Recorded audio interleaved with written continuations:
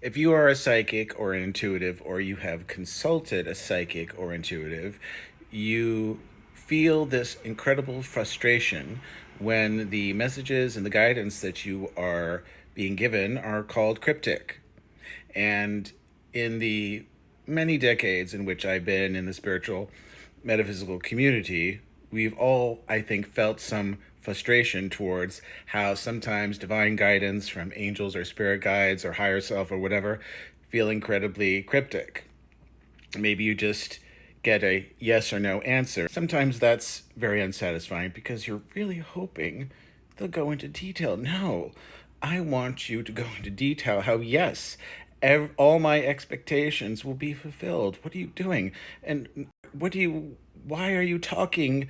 Why is this guidance or this angel or spirit guide talking in metaphors? Why are they sounding vague? And I think any person who has been psychically consulted has known this. But the reason for that is, from my many decades of experience, is that these guides, goddesses, angels, they don't want too much of your mind to grab onto it, because that is the nature of a guide. They're not grabbing you and taking you there, they're pointing you in the right direction, taking a gentle touch to what is informing you, what is enlightening you, but what is not getting in the way of the path that is going to lead you there. Okay? If too much is said, then your mind wants to grab onto it, try and control it. Just try to do all those things to try and make it happen. That's not how it works.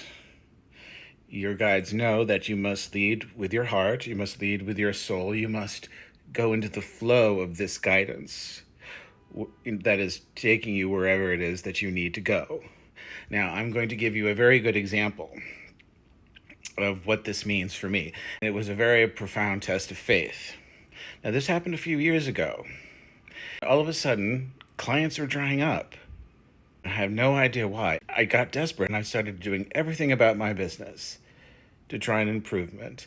Extra ads, extra ads, extra blogs, extra networking, just changing my space to make it look more professional. I could think of everything, but nothing was happening. And then that's when it happened. I felt this terrible sense of dread, and I couldn't escape it. I couldn't shake it. It's like, where is this dread coming from? And first, my mind interpreted that I was doing something wrong. This dread was like, maybe I'm doing something wrong with my practice. Maybe I'm sabotaging myself. And then that's when I would turn to my guides, and the answer was wait. Nothing else. They wouldn't say anything else. And they said it more than once. I vented to one of my friends, who's also in the spiritual metaphysical community. All I'm hearing is wait. But then, guess what?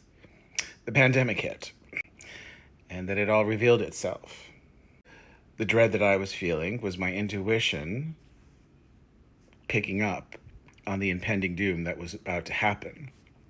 The drying up of clients was protection, because, clients couldn't come in because I would be exposed to the virus. So that was quite something.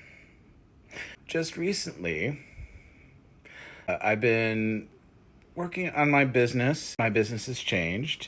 It's now doing my healing practice and also doing my artwork and my writing. So the dynamic of my business has changed. And again, when I'm not seeing clients, that's when I got the term wait again. And this time, I didn't resist it and I didn't fight it. And that is when I knew why the universe was being cryptic, because it wasn't saying it to taunt me or to patronize me. It was using that as a profound lesson of faith, to surrender. Because as a deeply spiritual person, you have to surrender to your faith. I don't know, that word, have faith, I think that gets a bad rap. Sometimes people think it's a cop-out. And faith is very personal for every individual, but when I heard that term, wait, again, I didn't throw a temper tantrum. I surrendered. And that was the purpose of that cryptic message, because it was a lesson of surrender that finally revealed itself on a deeper level.